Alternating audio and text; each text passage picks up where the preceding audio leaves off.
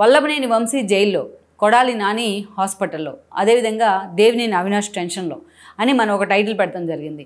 నిజంగానే ఈరోజు ఆ పరిస్థితే మనకు కనిపిస్తూ ఉంది వైఎస్ఆర్సీపీలో. అసలు ఈ పరిస్థితికి కారణం ఏంటి?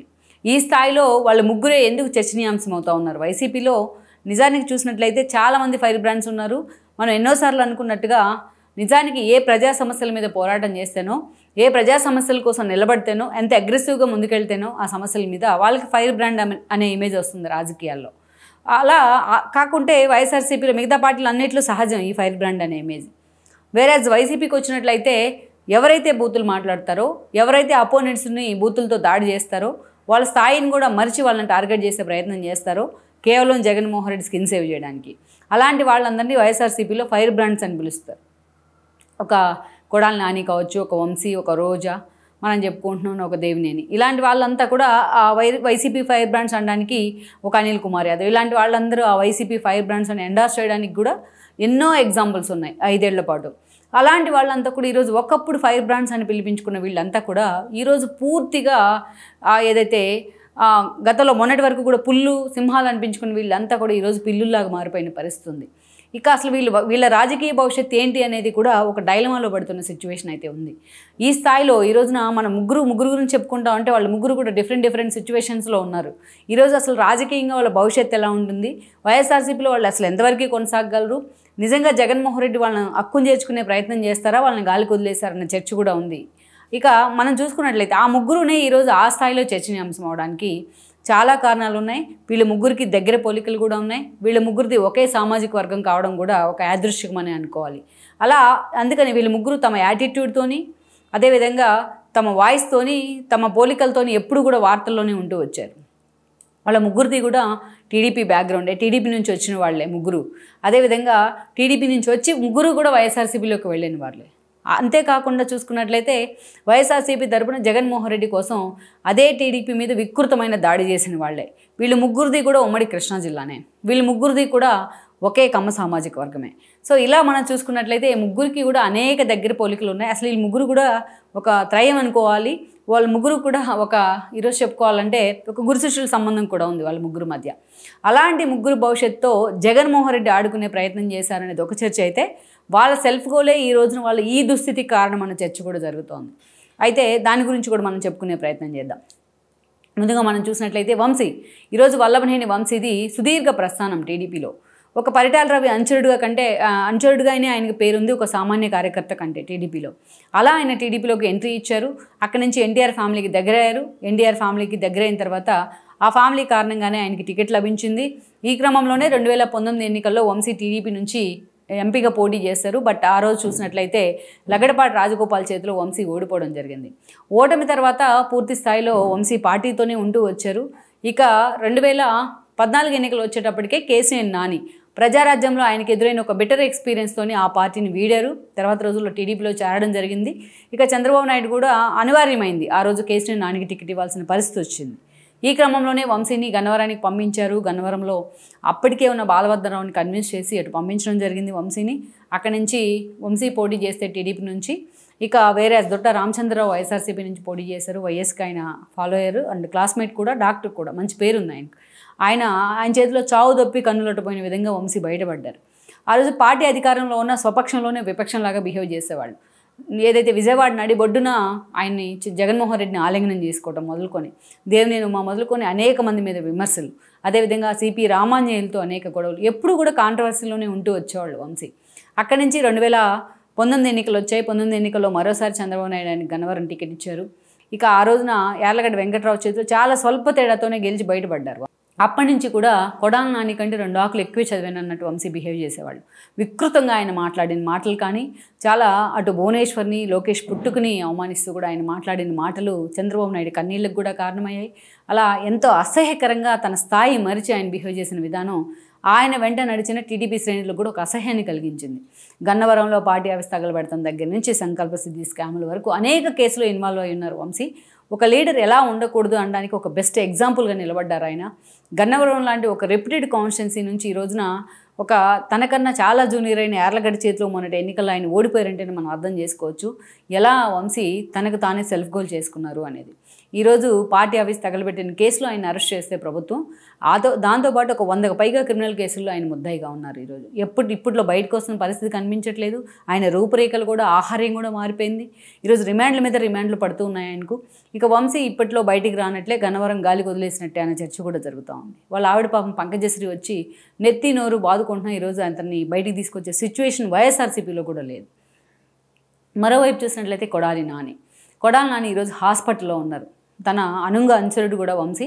అలాంటి కొడాలి నాని గురించి చెప్పుకోవాలంటే 2004కి వెళ్ళాలి మనం. కొడాలి నాని కూడా అతి సామాన్య కార్యకర్తగా ఎంట్రీ ఇచ్చారు పార్టీలోకి. హరికృష్ణ ఫ్యామిలీకి దగ్గరయ్యారు. ఆ కారణంగానే ఆయనకి టికెట్ రావడం జరిగింది.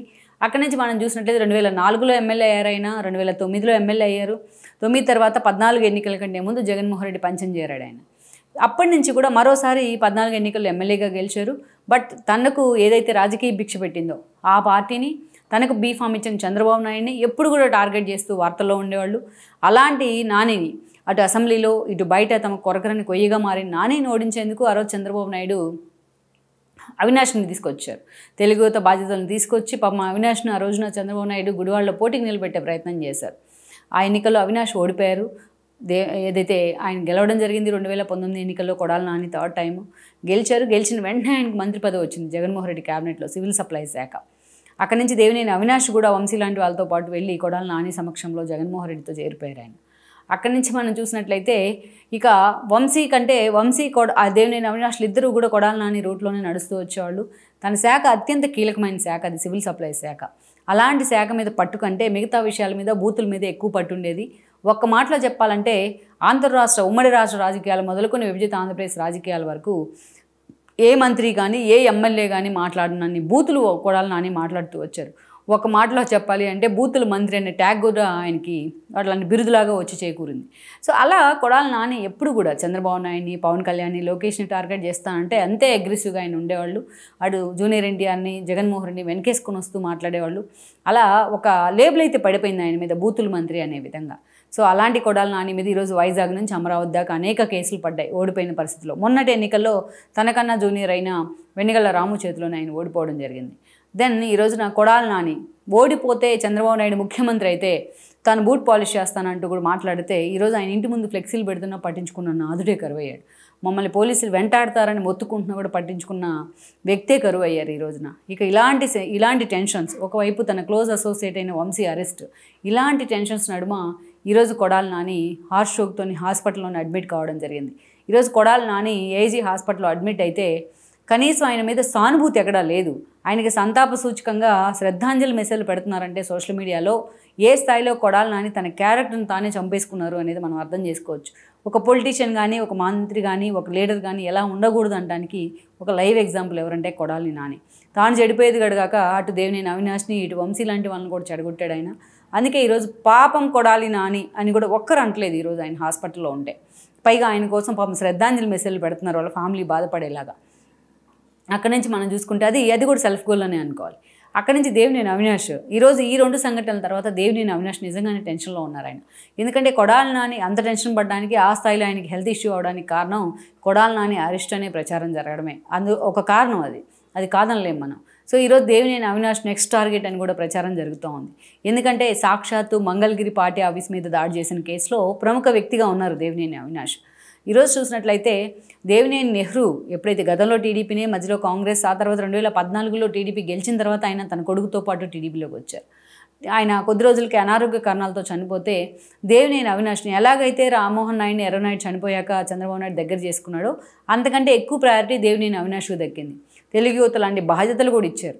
అయినా సరే టికెట్ కూడా ఇచ్చే ప్రయత్నం చేశారు. అంత స్థాయి లేకపోయినా అవినాష్కు టికెట్ కూడా ఇచ్చే ప్రయత్నం జరిగింది ఏదైతే గుడివాడ నుంచి. అదే గుడివాడ నుంచి అందరినీ కన్విన్స్ చేసి పాపం పెన్నమనేని దగ్గర నుంచి రా వెంకటేశ్వర దాకా అందరినీ కన్విన్స్ చేసి మరి చంద్రబాబు నాయుడు అతనికి టికెట్ ఇవ్వడం జరిగింది.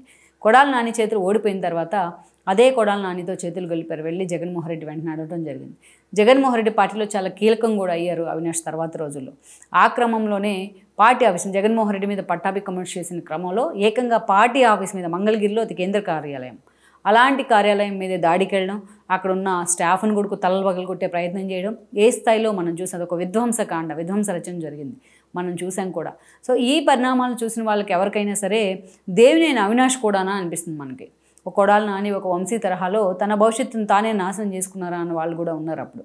ఇక మొన్నటి ఎన్నికల్లో జగన్మోహన్ రెడ్డి దేవినేని అవినాష్కు తూర్పు టికెట్ ఇస్తే ఆఖరి కేసీఆర్ నాని ప్రచారం చేసిన తూర్పులో ఆయన విజయవాడ తూర్పులో ఓడిపోయిన పరిస్థితి అయితే ఉంది అవినాష్. అంటే 2 సార్లు తనకు టికెట్ ఇస్తే ఓడిపోయారు. ఎందుకంటే ఆ క్రెడిబిలిటీ నిలబెట్టుకోలేకపోవడం వల్ల. అది కూడా తాను పుట్టి పెరిగిన బెజవాడ పరిధిలోని కాన్స్టిట్యున్సీలో కూడా ఆయన గెలవలేకపోయారు 2 సార్లు.